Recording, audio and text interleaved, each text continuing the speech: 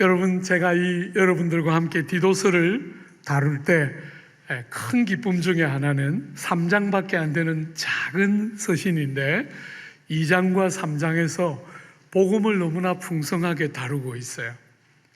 사실은 로마서에 견줄 만큼 되지는 않지만 그래도 2장에 한 번, 3장에 한 번 이렇게 복음이 풍성하게 다루어지는 것은 얼마나 큰 기쁨인지 모르겠어요. 한번 우리가 2장에서 보았던 11절부터 13절 한 번만 같이 읽고 시작할까요? 11절부터 2장 11절부터 13절. 모든 사람에게 구원을 주시는 하나님의 은혜가 나타나 우리를 양육하시되 경건하지 않은 것과 이 세상 정욕을 다 버리고 신중함과 의로움과 경건함으로 이 세상에 살고 복스러운 소망과 우리의 크신 하나님 구주 예수 그리스도의 영광이 나타나심을 기다리게 하셨으니.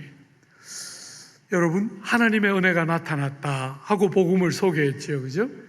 우리가 사는 이 땅은 전부 다 능력, 신분, 지위, 가문, 재능 이런 것들이 전부 중요하다고 가르치는 이 세상 한가운데를 뚫고 전혀 그런 것으로 사람을 바라보지 않는 하나님의 은혜, 세상처럼 끝없이 사람 안에도 더 높고 낮음이 있고 귀하고 천함이 있다고 생각하는 이 세상 한가운데를 뚫고 하나님의 은혜가 나타났다.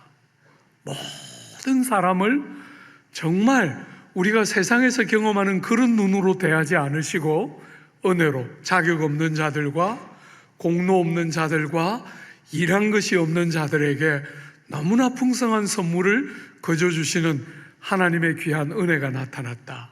그 은혜는 무슨 일을 합니까? 우리를 구원한다, 그렇게 말했죠, 그죠? 우리를 구원하는 그 은혜는 구원만 하는 것이 아니라 우리를 양육하기도 한다. 하나님의 은혜가, 이 나타나는 하나님의 은혜는 성도된 우리를 양육해서 길러내서 우리로 하여금 악과 죄를 버리게 하고 정욕을 따라 살던 우리의 습관을 버리게 하고 거룩함과 의로움과 하나님 아름다우신 예수님의 성품을 더 닮아서 살아가도록 격려하고 돕는 그 일을 은혜가 한다. 그죠? 은혜는 우리를 살려놓을 뿐 아니라 생명에 걸맞는 사람이 되도록 우리를 양육해내고 그뿐 아니라 우리를 어느 지점까지 데려갑니까? 우리의 크신 하나님 구주 예수 그리스도의 영광을 기다리게 한다. 우리가 이 땅도 제대로 잘 살지만 이 땅을 어떻게 살아도 다 비교할 수 없는 예수 그리스도의 영광을 기다리며 살아가도록 우리를 돕는다. 이게 지금 복음을 요약하고 있는 2장에서 디도서 2장에서의 복음이었죠, 그죠? 오늘 3장은 그것 못지 않습니다, 그죠?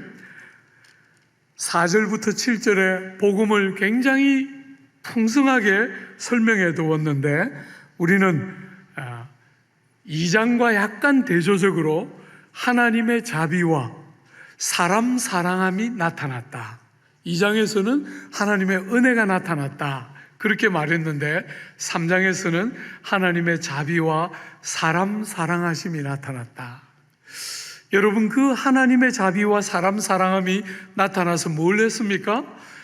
우리들을 구원하시되, 사람들을 구원하시되 우리가 행한 바 의로운 행위로 말미암지 않고 7절에 넘어가 보면 그의 은혜를 힘입어 의롭다 하심을 입었다. 여러분, 은혜가 나타나서 했던 일과 거의 비슷하죠, 그죠? 우리가 행한 의로운 행실에 근거하여 우리를 구원하는 게 아니라 그분의 은혜를 힘입어 의롭다 하심을 받음으로 우리를 구원하셨다. 이렇게 복음을 소개하고 있는데 2장에 있는 복음과 3장의 복음의 제일 중요한 차이는 둘 다 너무 풍성하고 감사하게 복음이 잘 소개되지만 2장과 3장의 중요한 차이는 성령에 관한 이야기예요. 여러분, 3장은 너무 놀랍게도 이 귀한 구원이 여러분과 저에게 전달될 때 어떤 방식으로 전달된다고요? 중생의 씻음과 성령의 새롭게 하시는 방식으로 전달된다는 거예요. 우리는 어떻게 잘못 생각하면 사람들은 머리로 생각하기를 우리가 그저 머리로 동의하면서 끄떡이면 신앙생활이 되는 것이 아닌가, 혹은 기독교라는 것은 그저 마음먹기에 달린 것이니까 내가 기독교를 믿기로 마음을 결정하면 되는 것이 아닌가, 이렇게 혹 생각할지 모르지만 복음을 소개하고 있는 이 디도서 3장은 중요한 요소를 하나 첨가시키는데 성령에 대한 이야기를 해요. 성령이 오셔서 여러분과 저에게 중생으로 씻음을 허락하시면서 죄 용서를 주시고 그뿐 아니라 우리를 새롭게 하신다. 우리가 옛날과 똑같은데 그냥 조금 이것저것을 고치는 정도가 아니라 우리를 완전히 새롭게 빚어나가시는 성령의 역사가 있다 하는 이야기를 하고 있는 거죠. 기독교를 믿는다는 것은 우리가 어떤 교리와 어떤 가르침에 고개를 끄덕이면 되는 것이 전부가 아니라 그 안에 성령이 가져다 주시는 내용이 있다는 거예요. 실제와 사실이 있다는 것이죠. 그저 믿는다고 고개를 끄덕이는 것에 그치는 게 아니라 그 일을 가능하게 만드는 내면 안에 있는 실제적인 변화와 다름이 생기게 되는데, 성령이 오셔서 우리를 중생으로 생명을 또 한 번 주시는 씻음으로 우리를 죄로부터 자유케 하시고 한 걸음 더 나아가서 새롭게 하심을 통해서 창조에 합당한 성품과 모양으로 빚어가시는 성령의 사역이 있다는 거예요. 이 요소를 빼버리면 기독교는 그냥 어떤 교리의 뭉치같이 여기지만 전혀 그런 것이 아니라 그 진리를 믿게 만들고 역사하시는 성령의 역사가 있고, 그 성령의 역사 때문에 내용이 있다는 거예요. 내용. 여러분들이 성도 되게 하는 실제가 있다는 것이에요.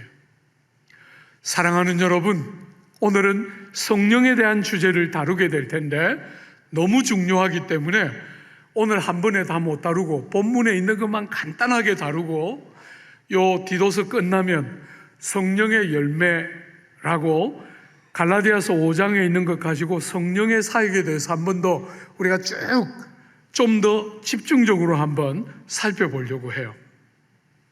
사랑하는 여러분, 오늘 본문은 하나님의 성령에 대한 이야기를 하면서 6절에 이렇게 표현했죠. 우리 구주 예수 그리스도로 말미암아 우리에게 그 성령을 풍성히 부어주셨다. 여러분, 성령 하나님을 이야기하고 소개할 뿐 아니라 이 성령을 어떻게 해요? 풍성히 부어주셨다는 거예요. 하나님의 성품에 걸맞도록 성령을 조금 이렇게 경험하도록 주신 게 아니라 풍성하게 부어주셨다는 거예요. 여러분, 이 표현을 보니까 뭐가 떠오릅니까? 사도행전 2장에 있는 오순절 사건이 떠오르죠, 그죠? 그 오순절 날 성령이 교회 위에 임하게 됐을 때 부어주셨다 하는 표현을 3번이나 그 짧은 본문이 다루고 있을 만큼 성령이 오셨는데 풍성하게 부어지며 교회 위에 성도들 위에 임하였다 하고 오순절 사건을 그렇게 해석했어요. 사랑하는 여러분, 이 풍성히 성령이 오셨다 할 때 이 말을 양적인 개념으로 생각할 필요는 없겠죠.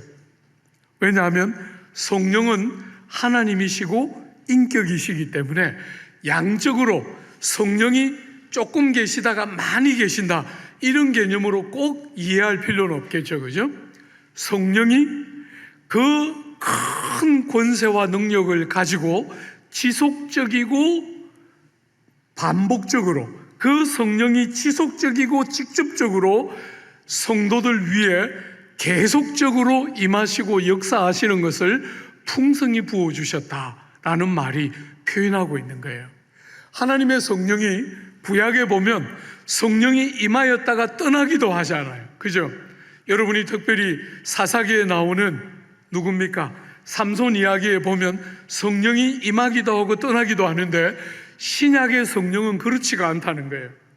물 붓듯이 풍성하게 부어져서 그 성령의 권세와 역사하시는 능력이 지속적이고 직접적이라는 거예요. 우리의 삶에 직접적이고 지속적으로 하나님의 성령이 그렇게 풍성하게 임하셔서 일하고 역사하시는 것, 그것이 풍성히 부어졌다 하는 단어의 의미라고 보면 틀림없겠죠.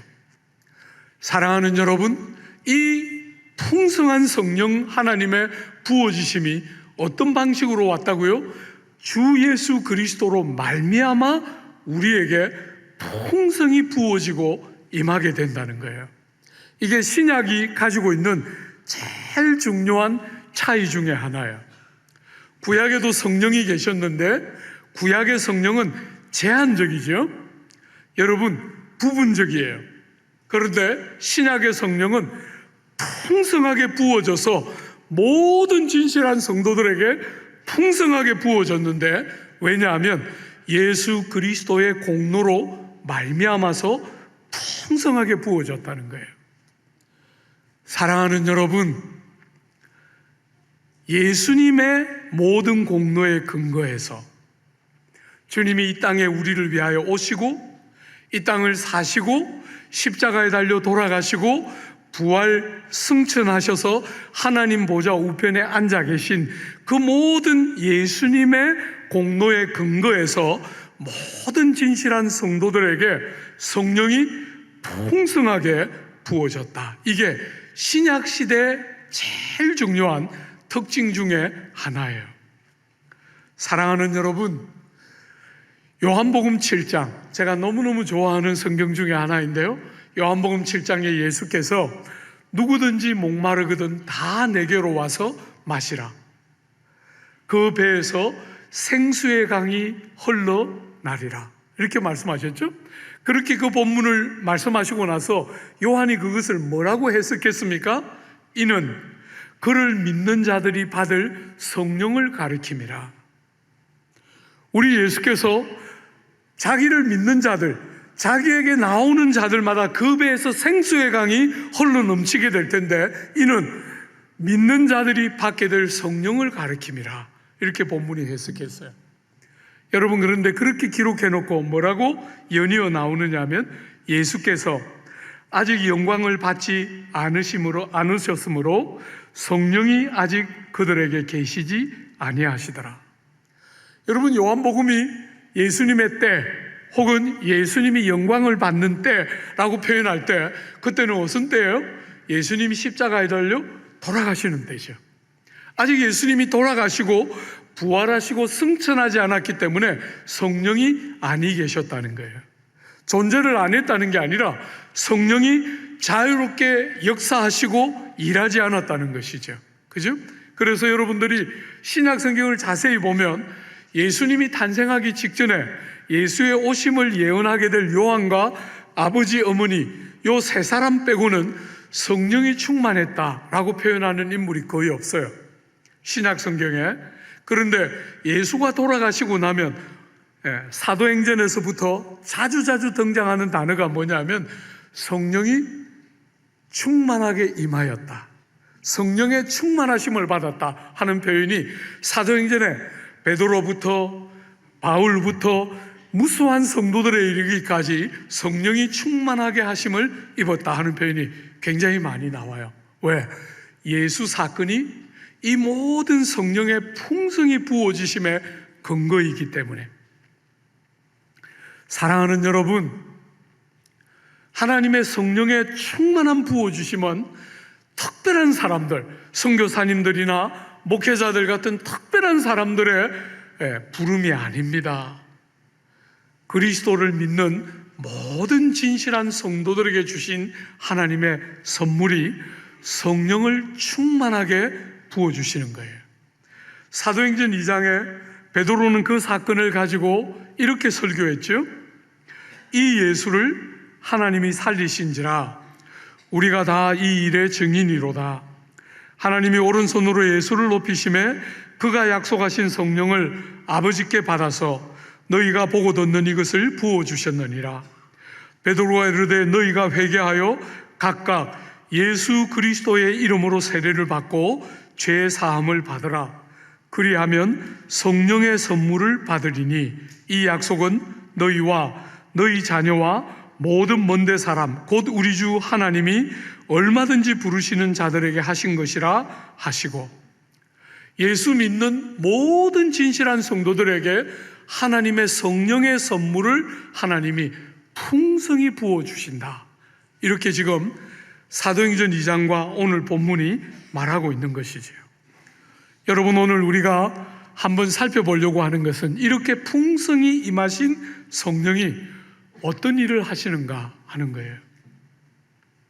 여러분과 저에게 예수 믿어 거듭나는 성도들의 삶에 치명적으로 결정적인 위격이 성령님이에요. 여러분, 아버지 하나님이 만세 전부터 우리를 구원하시기로 작정하신 거 너무 귀하고 중요한 주제죠. 하나님의 사랑과 그 자비는 우리의 너무너무 중요한 주제예요. 아들 하나님이 그 아버지의 마음을 아시고 이 땅에 친히 오셔서 우리를 위하여 십자가 지시고 모든 대속의 은택을 베풀어 주시는 것, 너무너무 결정적으로 중요하지만, 사랑하는 여러분, 그 아버지의 마음에 만세 전부터 있었던 계획과 아들 하나님이 이루어 놓으신 모든 구원을 성령 하나님이 여러분과 저에게 적용시켜 주시는 거예요. 여러분의 것이 되도록, 성경 안에 있는 이야기에 그치지 않고 오늘 2000년을 격하고 살아가는 여러분과 저의 삶의 경험이 되도록, 그저 우리가 예수를 믿는다는 게 머리를 끄덕이는 거에 그치는 게 아니라 그 예수 사건이 이루어놓은 모든 구원의 은톡과 복락들이 우리의 삶에 경험되고 누려지도록 적용시켜 주시는 위격이 성령 하나님이 하시는 중요한 사역이에요. 사랑하는 여러분, 그러므로 너무너무 중요한 위격임에도 불구하고 우리가 너무 성령에 민감하지 못한 것이 오늘 조국 교회가 가지는 실패의 굉장히 큰 부분 중에 하나일 것이다. 저는 그렇게 봐요. 사랑하는 여러분, 이 주님이, 이 성령이 충만케 부어주신 성령께서 우리에게 구원을 적용시켜 주시는데 어떤 방식으로 적용시켜 주십니까? 요한복음 16장에 보면 예수께서 제자들을 떠나시기 전에 이렇게 말씀하셨죠. 그러나 내가 너희에게 실상을 말하노니 내가 떠나가는 것이 너희에게 유익이라. 내가 떠나가지 아니하면 보혜사가 너희에게로 오시지 아니할 것이요, 가면 내가 그를 너희에게 보내리니 그가 와서 죄에 대하여 의에 대하여 심판에 대하여 세상을 책망하시리라. 내가 아직 너희에게 이를 것이 많으나 지금은 너희가 감당하지 못하리라. 그러나 진리의 성령이 오시면 그가 너희를 모든 진리 가운데로 인도하시리니 그가 스스로 말하지 않고 오직 들은 것을 말하며 장래 일을 너희에게 알리시리라. 성령이 오셔서 하시는 아주 중요한 일이 진리 안으로 성도를 데려가는데, 그 전에 뭘 하신다고요? 죄에 대하여, 의에 대하여, 심판에 대하여 책망하신다는 거예요. 여러분, 이 주제는 그때나 지금이나 사람들에게 제일 절망적인 주제예요. 사람들은 죄를 인정하거나 믿지 않습니다. 죄를 이야기하면 살인을 하고 강도짓을 하고 나쁜 짓을 하는 특정한 소수만 떠올리지, 내가 윤리적이고 도덕적으로 바르게 살려고 하고 정직하게 살려고 하는 내가 얼마나 그 뒤에 외식이 가득하고 모든 추함과 악함이 가득한 죄인인지는 전혀 받아들이거나 인정하거나 믿으려고 하지 않아요. 그런 사람들을 향해서 성령이 오시면 어떤 일이 일어납니까? 성령이 오셔서 눈을 이렇게 딱 열어주시면 보기 시작합니다. 열심히 윤리적이고 도덕적으로 바르게 살려고 노력했다고 믿었는데 그 뒤에 한꺼풀을 딱 벗기니까 그 뒤에 뭐가 있어요? 끝없는 자기중심성, 끝없는 자기를 높이고 싶어하는 이기적인 욕망, 이런 것들이 그 뒤에 그대로 묻어있는, 도덕적이고 윤리적으로 바르게 살려고 몸부림쳤다고 생각했는데 얼마나 냄새나는 도덕이고 윤리였는지가 보이기 시작한다는 거예요. 여러분, 그게 눈에 들어오기 시작하면 그때부터 비로소 하나님 눈앞에, 하나님의 의로운 기준 앞에 얼마나 못 미쳤는지가 보이기 시작해요. 그죠? 남들보다 조금 낫다고 생각하고 최선을 다해서 윤리적이고 도덕적이고 정직하게 살았다고 믿어왔는데, 죄가 눈에 보이기 시작하면 하나님의 의로운 기준 앞에 너무너무 미치지 못하는 자신을 바라보면서 탄식하고 아파하게 돼요. 그런 사람들의 죄를 인한 탄식과 고통에 성령 하나님이 어떻게 일하십니까? 성령이 주시는 중생의 씻음과 성령의 새롭게 하심으로 그 영혼을 위로하시고 새롭게 그 자리에서부터 건져서 구원 안으로 옮겨 놓으시는 거예요.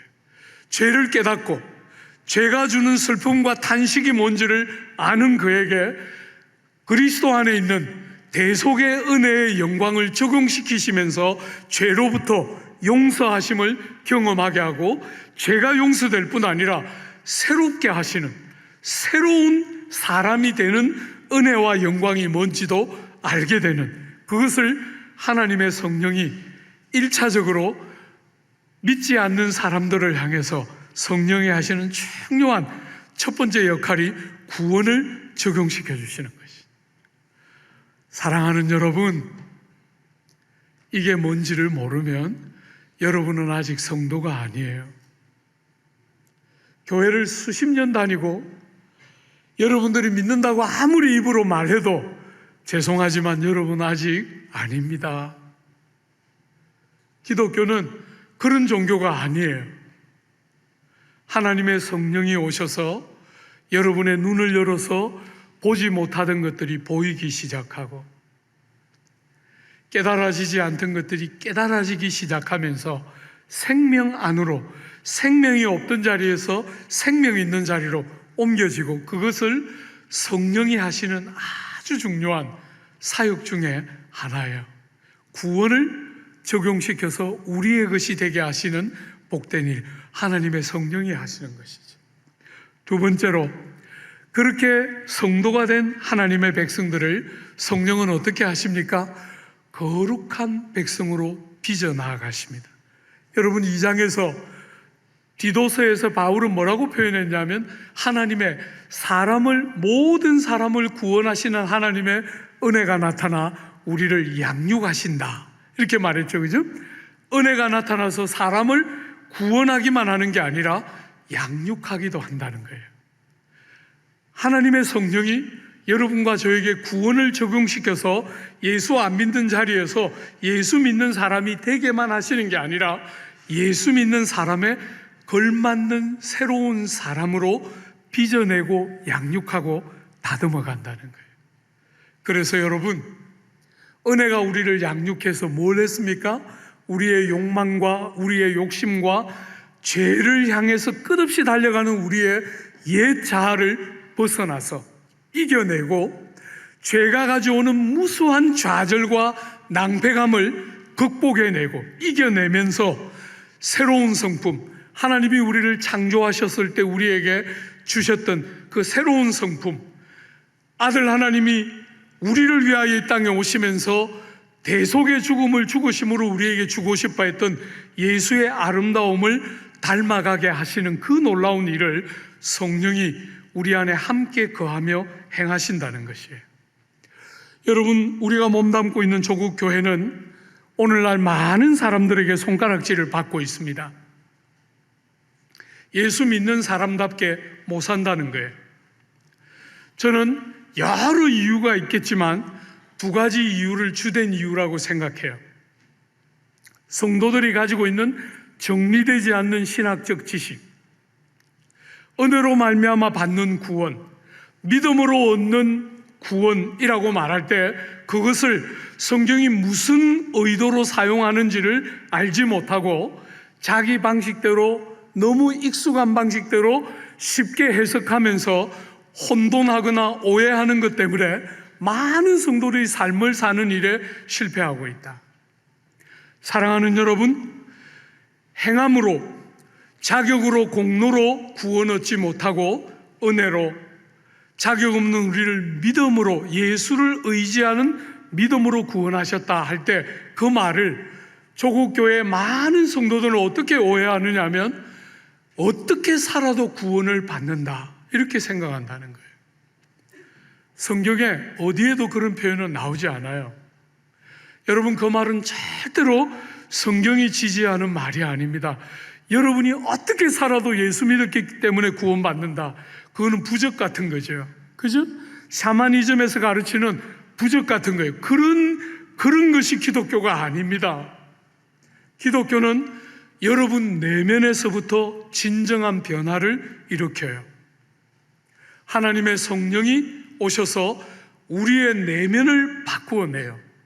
여러분이 어떻게 살든지 예수 믿기만 하면 구원받는 게 아니라 아무 자격도 공로도 조건을 가지고 구원에 이를 자가 아무도 없다는 면에서 행위로 구원받을 자는 아무도 없는 거 틀림없어요. 모든 사람이 은혜로 구원에 이르게 돼요. 그러나 여러분, 그 말이 행동하고는 아무 관계없다 그렇게 생각하면 안 돼요. 은혜로 구원을 딱 받으면 여러분이 구원받은 제일 중요한 표시는 행동에서 나는 거예요.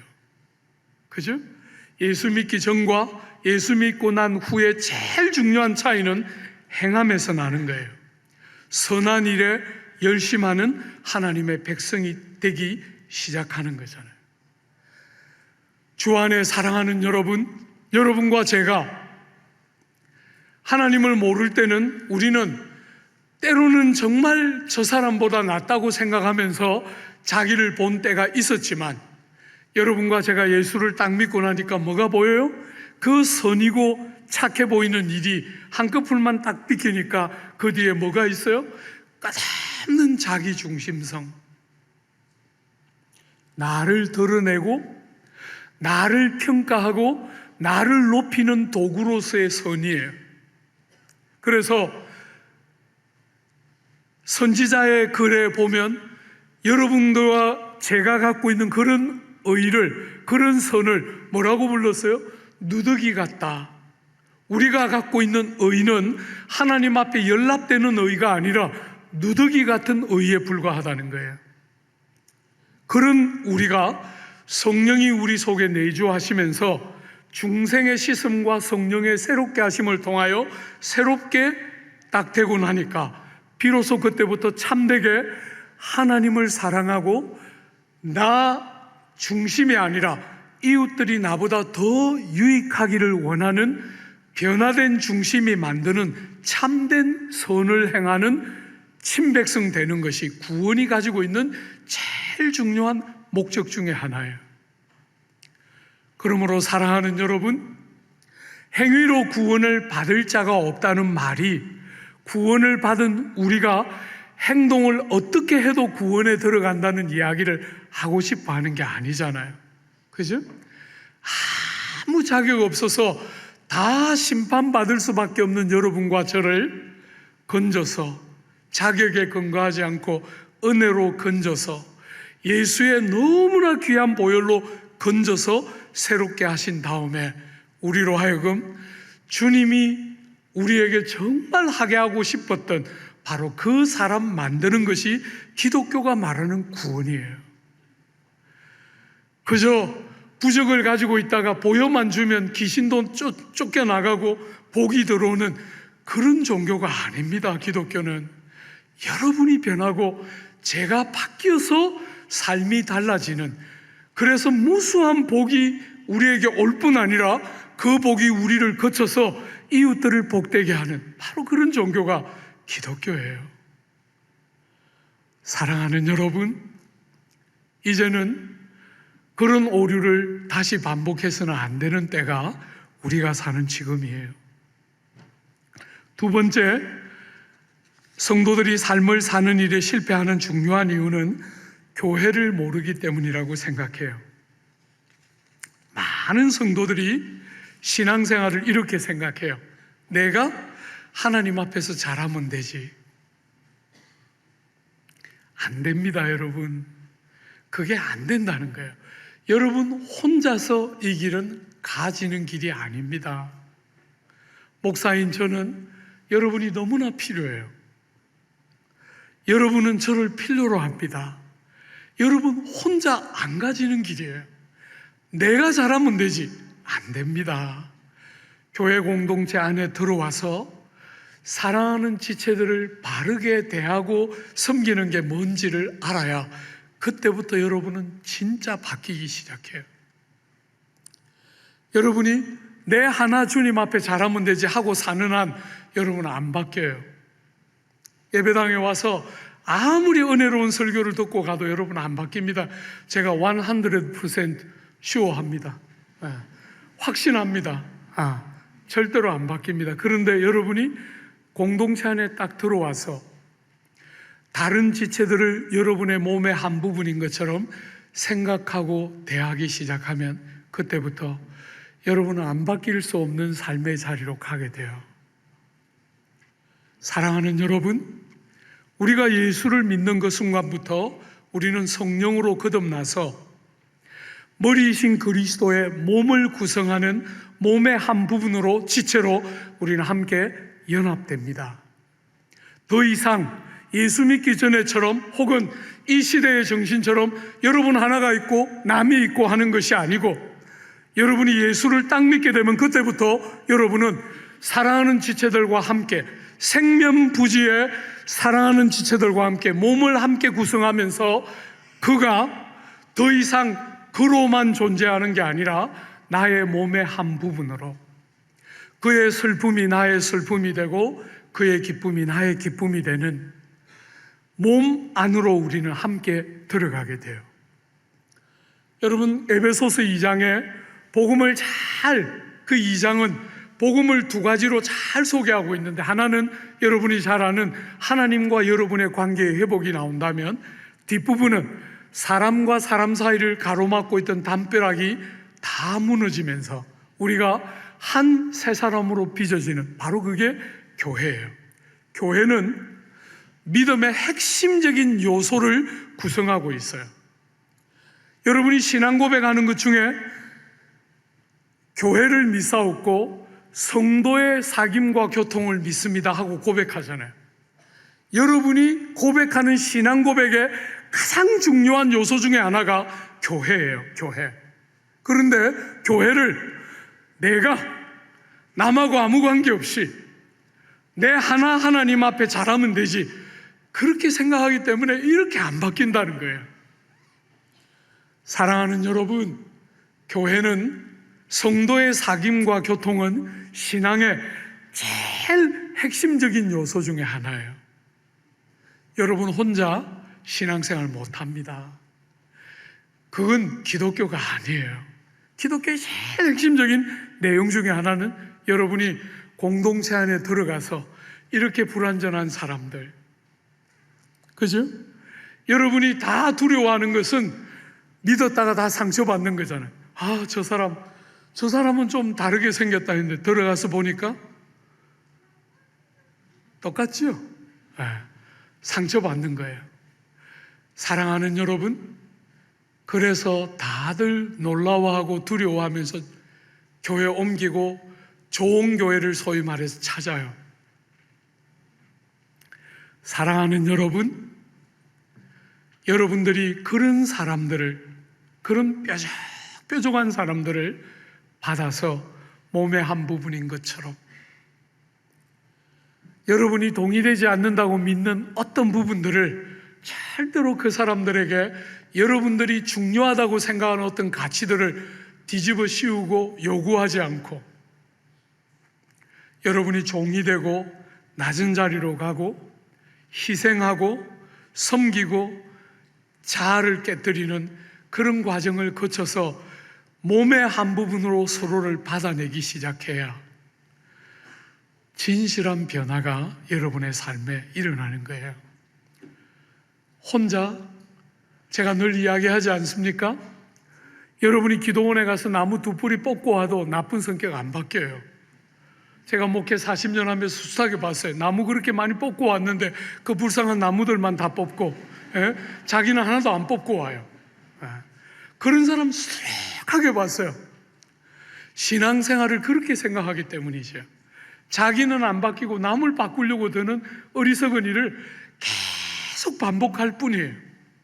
나는 옳다고 믿고 상대를 자꾸 바꾸려고 하는 것이. 사랑하는 여러분, 구주께서 하나님이신 그분이 우리의 죄를 대신 지시고 십자가에 달려 돌아가신 종교가 기독교예요. 여러분이 주님을 제대로 알고 신앙생활을 제대로 하면 여러분의 마음에 드는 이 사람 저 사람 데리고 신앙생활을 하는 게 아니라 누구든지 주님이 붙여주시는 분들을 마음을 다해서 그의 슬픔에 함께 슬퍼하고 그의 기쁨에 함께 기뻐하는 것이 신앙생활의 핵심 중에 하나예요. 그저 좋은 설교 한 편 듣고 마음에 뭔가 좋은 생각을 가득 안고 나가면 신앙이 되는 것이 아니고, 사랑하는 여러분, 그런 것이 아니고, 그렇게 좋은 설교를 듣고 마음에 감동이 있었는데 옆에 있는 사람이 누군지 이름도 하나 모르고 관심도 아무것도 없고 청중처럼 관람객처럼 그렇게 앉아서 드리는 예배가 무슨 성령 충만한 예배가 되겠어요? 그의 슬픔이 뭔지, 그의 기쁨이 뭔지를 알고, 그가 울 때 같이 울고 그가 행복해할 때 같이 웃을 수 있는 것이 기독교 신앙이 만드는 중요한 열매 중에 하나인데, 교회 없이 혼자 신앙생활 하는데 그 일이 가능하겠어요? 이제는 멈춰야 해요.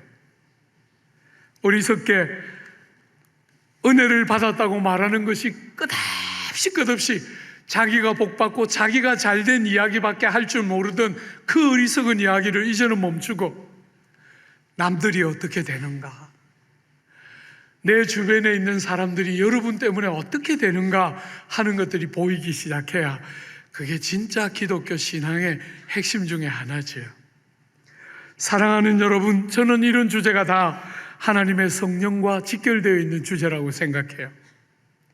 신앙생활을 내가 결심해서 내가 노력하고 내가 어떤 결과를 얻는 것이라면 이렇게 고민 안 해도 되는 것이죠. 그죠?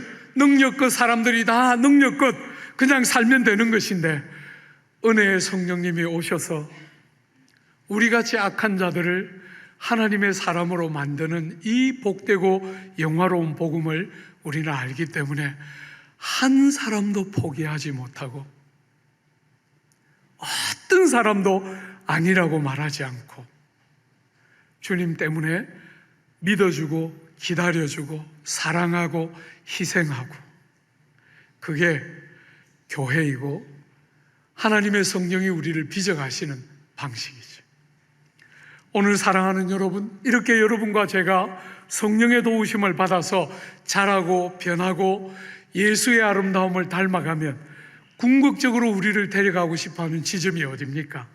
여러분, 7절 한번 같이 한 번만 읽어볼까요?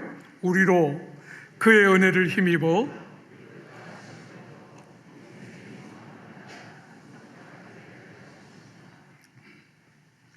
영생의 소망을 따라 상속자가 되는 것, 이것이 우리의 구원이 가는 궁극적인 지점이에요. 사랑하는 여러분, 여러분이 예수를 믿는 순간 여러분과 저의 삶에 무수한 간증거리가 있는 것처럼 우리의 삶에 특별한 하나님의 선물과 도우심과 무수한 간증거리가 우리의 삶에 허락되었어요. 그것이 사람에 따라 약간씩 편차는 있겠지만 아무리 많고 아무리 커도 우리를 기다리고 있는 것과는 비교할 수 없다. 성경은 그렇게 가르치고 있어요.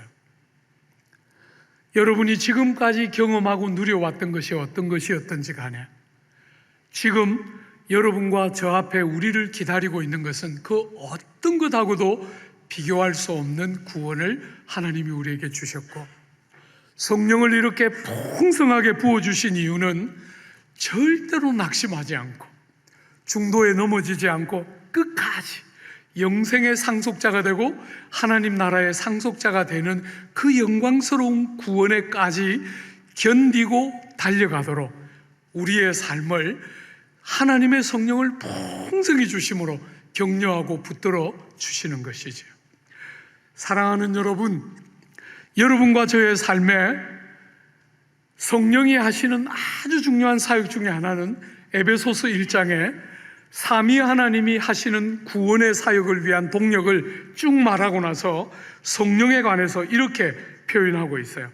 그 안에서 너희도 진리의 말씀 곧 구원의 복음을 듣고 그 안에서 또한 믿어 약속의 성령으로 인치심을 받았으니 이는 우리 기업의 보증이 되사 그 얻으신 것을 속량하시고 그 영광을 찬송하게 하려 하심이라. 여러분, 성령을 가리켜서 약속의 성령으로 인쳤다 이렇게 말했어요. 도장을 찍었다는 거예요. 그리고 보증하셨다. 여러분, 도장은 왜 찍습니까? 이것은 틀림없습니다 하는 것을 보증하기 위한 것이죠. 보증은 왜 합니까?